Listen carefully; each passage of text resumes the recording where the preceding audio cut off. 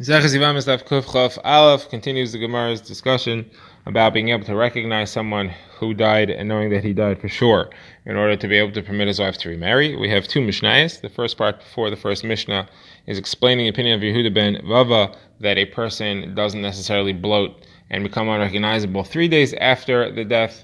The Gemara will try to figure out whether he holds that it goes faster or slower.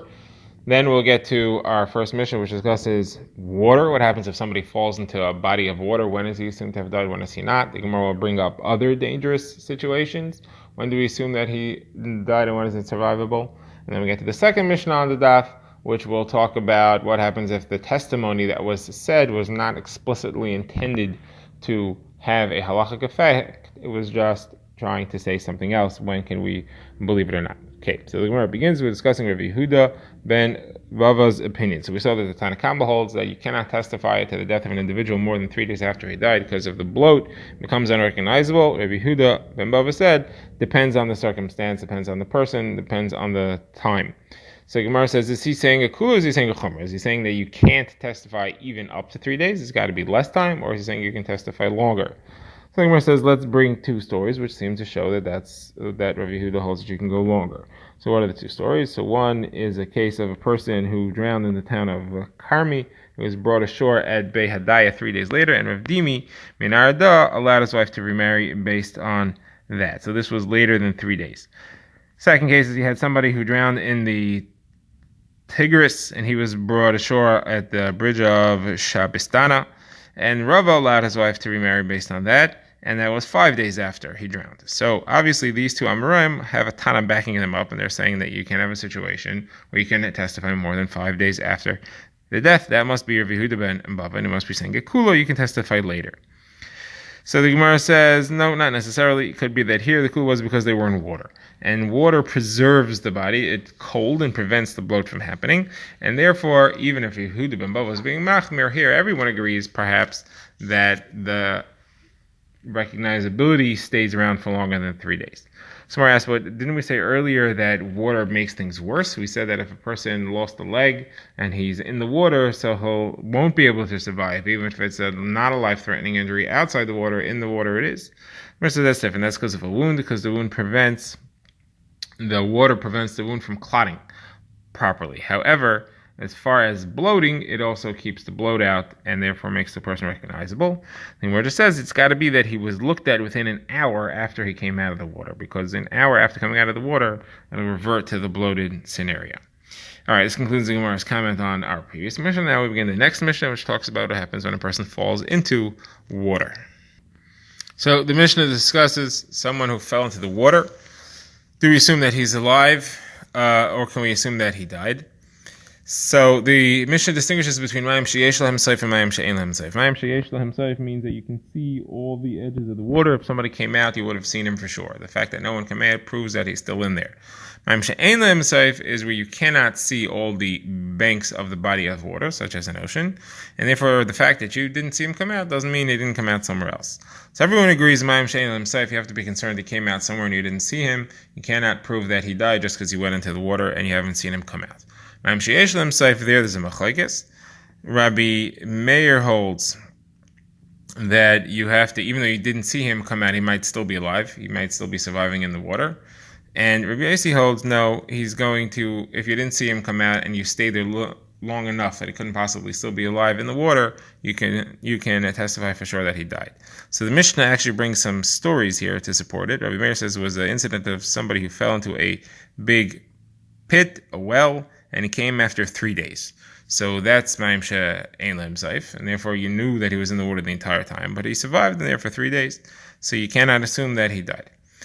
Says Rabbi Yossi, there was an incident, it's a different story of somebody who went into a ma'ara, he went into a pool. That is Mayim She'ein Lahem Seif, you can see it.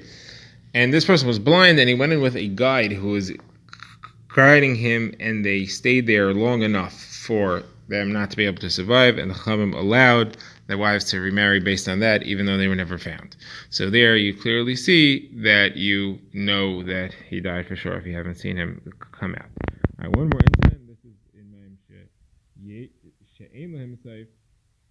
that is, you don't know for sure what happened to him. It could be he came out somewhere else. This is what we saw in the Gemara on the previous daf.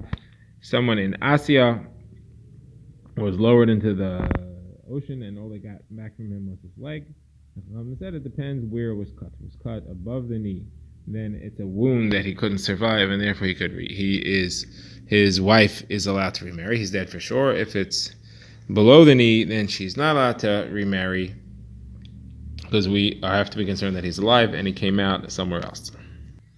Okay, we now begin the Gemara, which starts by quoting a brisa that spells out clearly the machlokas between Rabbi Meir and the other opinion, which here is listed as Chachamim, that if it is Mayim she'ein lehem seif, everybody agrees you cannot allow his wife to remarry. Based on that, he could have come out somewhere else. Mayim she'esh lehem seif, machlokas, Rabbi Meir says he could be alive, and the Chachamim say he is dead for sure if you waited there long enough to make sure you haven't seen him come out during the time that he can still be surviving. Says the Gemara, what is the definition of Mayim sheyesh lehem seif?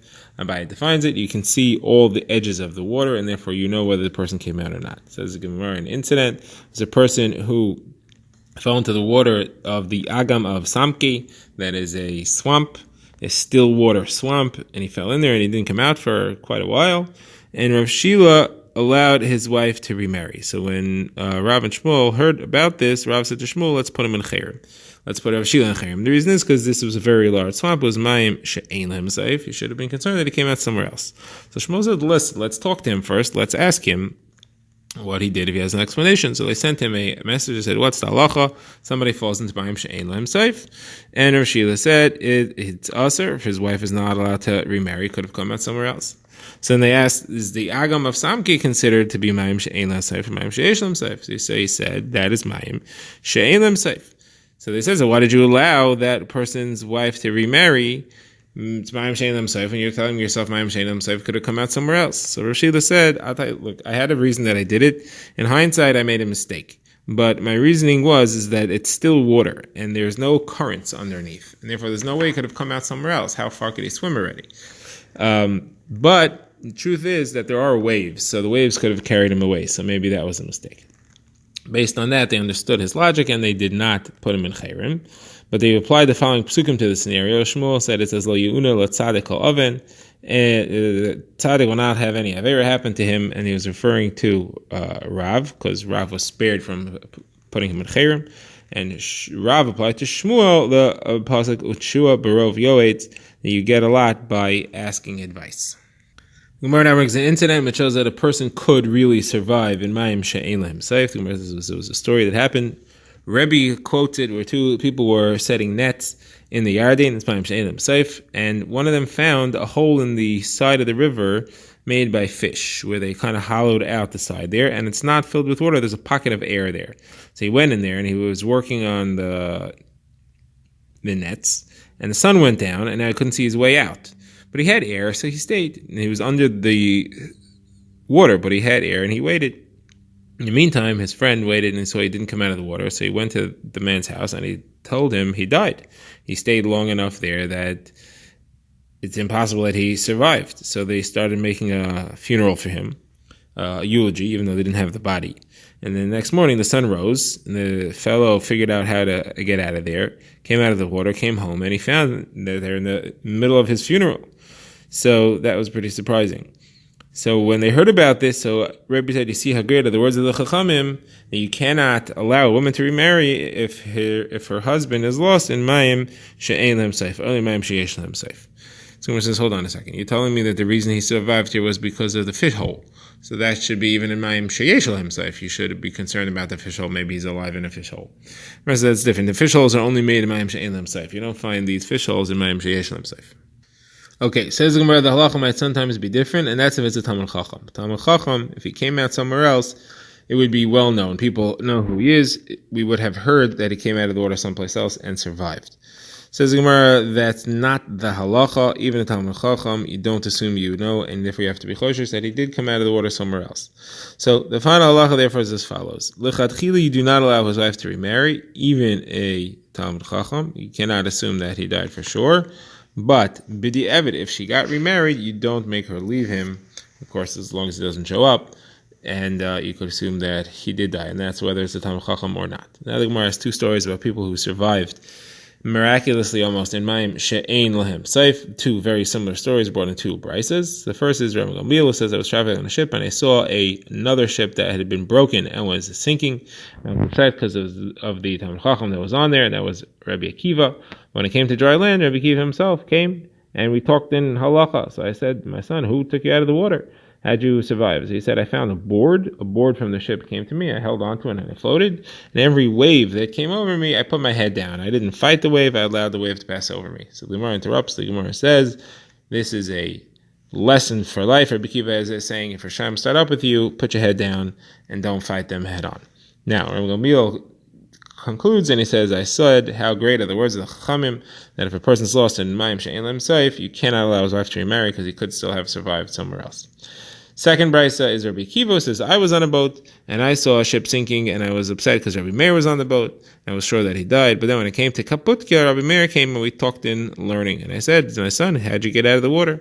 He said, one wave swept me onto another wave, it passed me to another wave, to another wave, to another wave, until the sea spit me out onto the dry land. Says Rabbi Akiva, how great are the words of the Chachamim, cannot allow a woman to remarry if her husband is lost in Mayim She'ein Lahem Seif.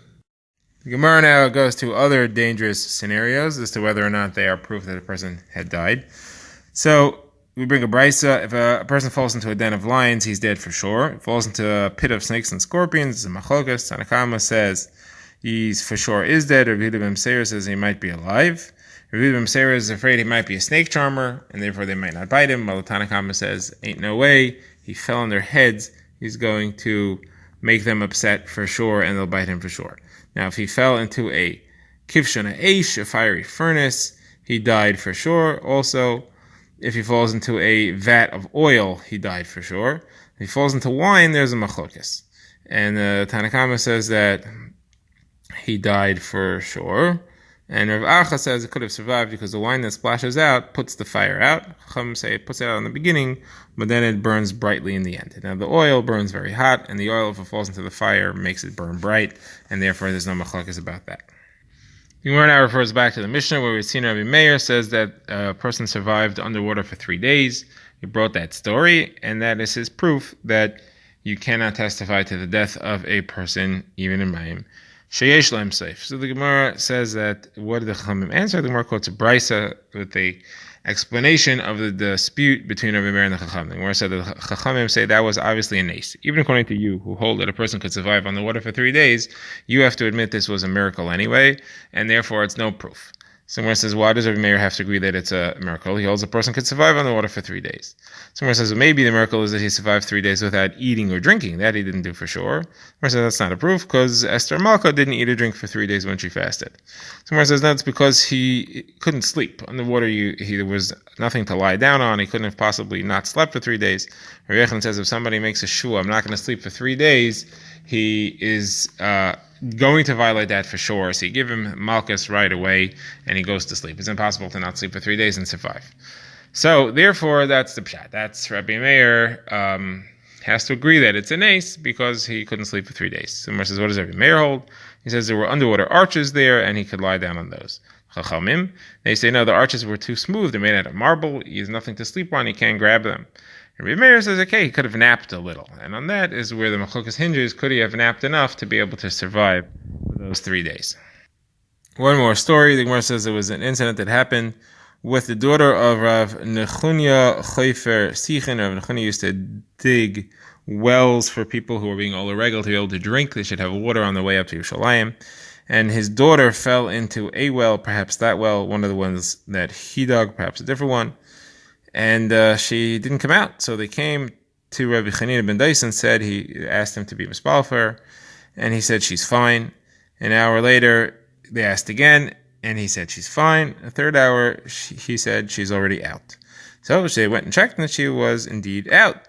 So they said to her, what happened? So she said, I was down there, and all of a sudden I was encountered by a big ram being led by an old man. The Mepharshim understand that's referring to Avram Avinu and the ram of Yitzchak's Akedah.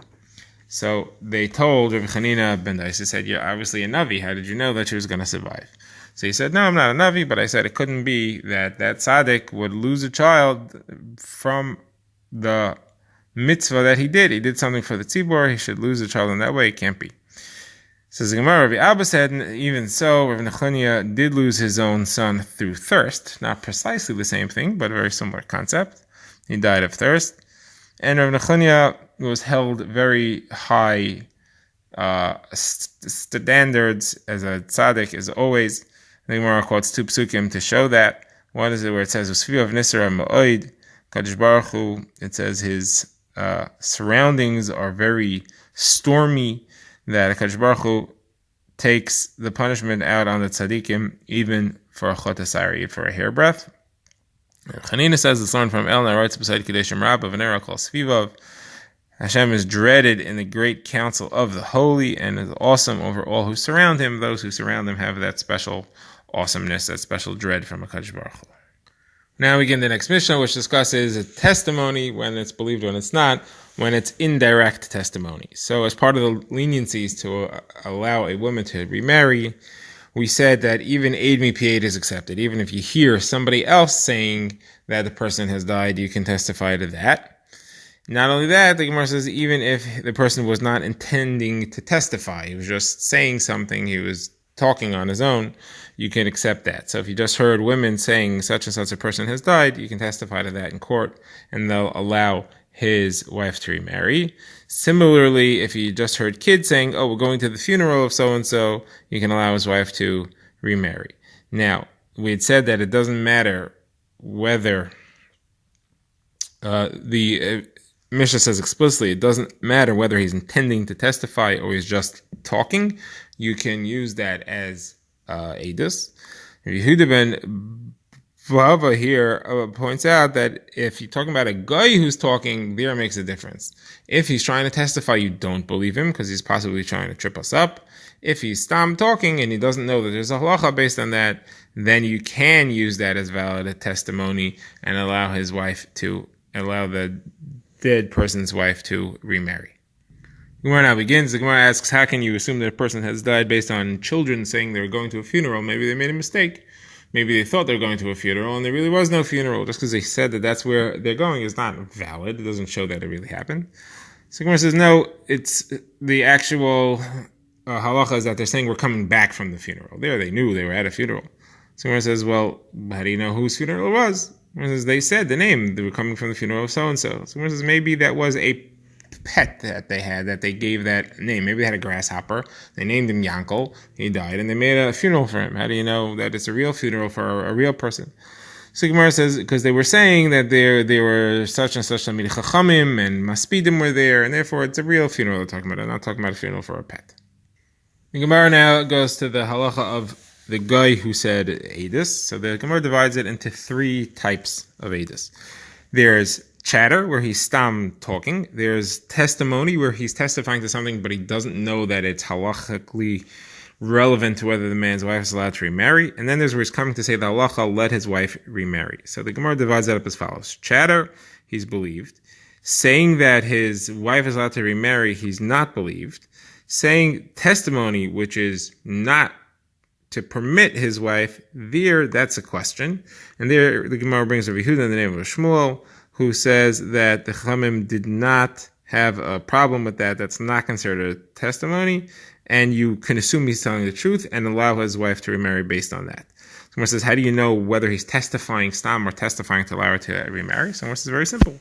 If he says he died, let his wife remarry, then that's what he wants to do. If he just says he died, it doesn't say why. He just wants people to know that he died, and you can accept that. So Gemara says Reish Lakish agrees to this. Reish Lakish says straightforward that that's true. Testimony where he doesn't indicate that there's Isser Heta depending on it is fine. Rav Yechanan argued. Rav Yechanan said that this was a machlokes between Rav Oshia Baribi, Rav Oshia the Great, against the Chachamim. Rav Oshia claimed, like you're saying, but the Chachamim disagreed, and the halacha like the Chachamim that testimony is no good. Our Mishnah, where it says that testimony is good, that's referring to where it was Mesech Lefi Tumai. That's referring where he wasn't even trying to testify, it was stam chatter. Now, what's chatter? What's an example of that? So Lerner brings a couple of stories. Where it says there was a guy who was walking around saying, who's from Chivai, who's from the household of Chivai? I want him to know that Chivai, he died. he didn't go to Beis Din to make a statement here. He was just talking. Chivai died. And based on that, Rav Yosef allowed his wife to remarry. And there's another story. There's somebody who said, Oivei, to the family of the fast horse rider of Pedisa, because he died, and Rav Yosef, or possibly Rava, allowed his wife to remarry based on that. Another case was a guy walking around saying, who's from the family of Chasa? Chasa drowned. Now, what happened here was a little complex. That's all he said. Rav Nachman said, the fish have eaten Chasa. Chasa's wife heard Rav Nachman say that, and she went and said, fish are eating my husband, so I can get remarried. She went and got remarried, and the problem was that it was Mayim She'elim Saif. So, Pi Halacha, she wasn't allowed to get remarried, but the Chacham didn't say anything. Like the Halacha is that if she goes and she gets remarried, even in Mayim She'elim Saif, we don't make her leave the guy. Now, different version of this is that Rav Nachman actually said that she's allowed to remarry, even though it was Mayim She'elim Saif, because he was a Talmud Chacham, and going with the halacha, which we had mentioned earlier, that a Talmud Chacham is allowed to, you could assume that he died, because if he came out of the water somewhere else, we would have heard about it. So Gemara says, like we said there, that's not correct. We don't assume we would have heard of it, and l'chatchila we don't allow her to remarry, but b'diavad we do, just like we did here. Now, one other case that happened with a guy who said Masech Lefutumei, Gemara says there was a guy who came over to a Jew, and he said, cut this aspasta, that's grain that's not fully grown, which he uses animal food. He said, cut it from the ground and give it to my animals on Shabbos, which is also to do. You can't do it on Shabbos. But he said, I'm going to kill you if you don't. I'm going to kill you like I killed the other guy. And he named the person's name, where I told him, cook food for me on Shabbos. And he didn't cook for me, and I killed him. So you better listen to me. So the wife of the person who was told to cook, she heard the story. She didn't know where her husband was. So she came to Abaye and said, can I remarry based on this thing that the guy said? So Abaye didn't want to give a psak. So he wanted to wait 3 regolim so that he could discuss with the Talmidei Chachamim. And they didn't have a psak. They didn't have an answer. So Rav Ada bar Ava advised the lady, go talk to Rav Yosef. He's very sharp. He'll give you an answer. So Rav Yosef said, based on a certain brisa, you cannot remarry. And there's a brisa that says that a guy who has his own reasons involved is just talking. Even though it's Masech Lefutumei, he could be lying anyway for his own reasons.